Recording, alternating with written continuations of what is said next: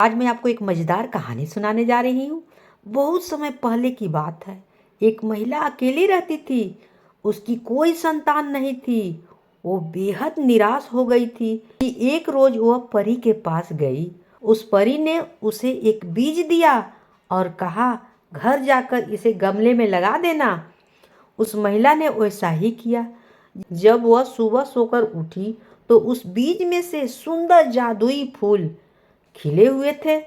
एक पंखुड़ी अधखुली थी। उस महिला ने उस पंखुड़ी को चूमा तो वो पूरी तरह से खिल गई और उसमें से एक बेहद सुंदर और प्यारी सी लड़की निकली।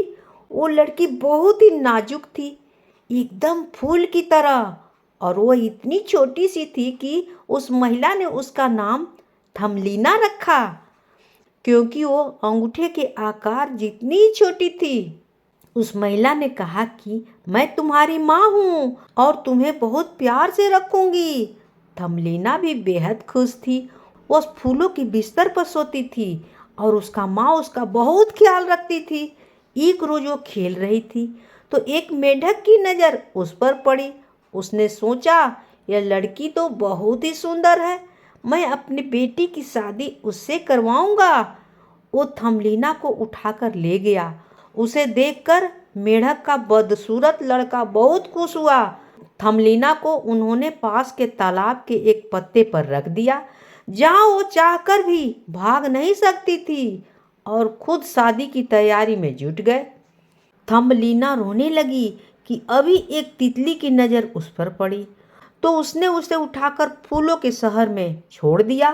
तितली थमलीना के लिए कुछ खाने का इंतजाम करने गई थी और इतने में ही एक काले झिंगुर ने उसे देख लिया और उसकी खूबसूरती पर फिदा हो गया।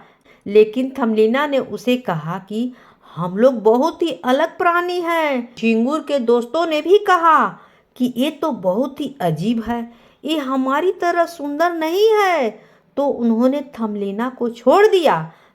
थमलीना घर जाने का रास्ता ढूंढ रही थी और जंगल में भटकते भटकते वो एक बील के पास पहुंची।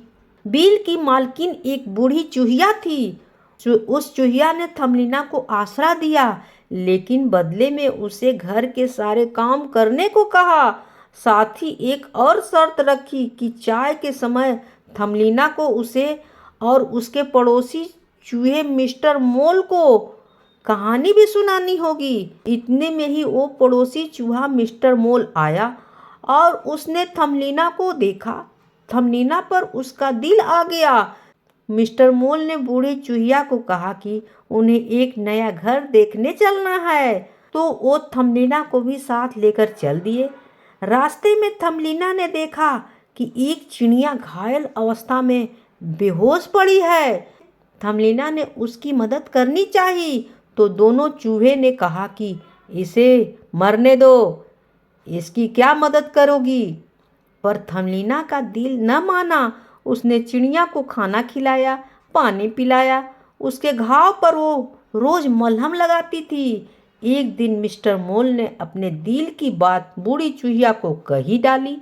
वो थमलीना से शादी करना चाहता है, तो वो बेहद खुश हुई। थमलीना को जब यह बात पता चली तो उसने साफ इनकार कर दिया, लेकिन चूहिया न मानी। तब थमलीना ने कहा कि ठीक है, लेकिन एक आखिरी बार मुझे उस घायल चिड़िया से मिलना है। थमलीना जब वहां गई तो उसने देखा वो चिड़िया ठीक हो चुकी है और आसमान में उड़ रही है। चिड़िया ने थमलीना से कहा कि वो जल्दी से उसकी पीठ पर बैठ जाए ताकि वो उसे यहाँ से दूर ले जा सके। थमलीना ने वैसा ही किया। चिड़िया उसे दूर फूलों के देश में ले आई। थमलीना ने देखा कि वहाँ एक सुंदर सा राजकुमार है। राजकुमार ने भी थमलीना को देखा तो देखते ही उस पर मुग्ध हो गया। थमलीना को भी राजकुमार से पहली नज़र में प्यार हो गया। राजकुमार बड़े ही अदब से थमलीना के पास आया और अपना परिचय दिया कि मैं इस फूलों के देश का राजकुमार हूँ, क्या तुम मेरी रानी बनोगी। थमलीना शर्मा गई और उसे फूलों के देश की ओर से पंख भी मिल गया, जिससे वो राजकुमार के साथ यहाँ वहाँ उड़कर सैर पर जा सके।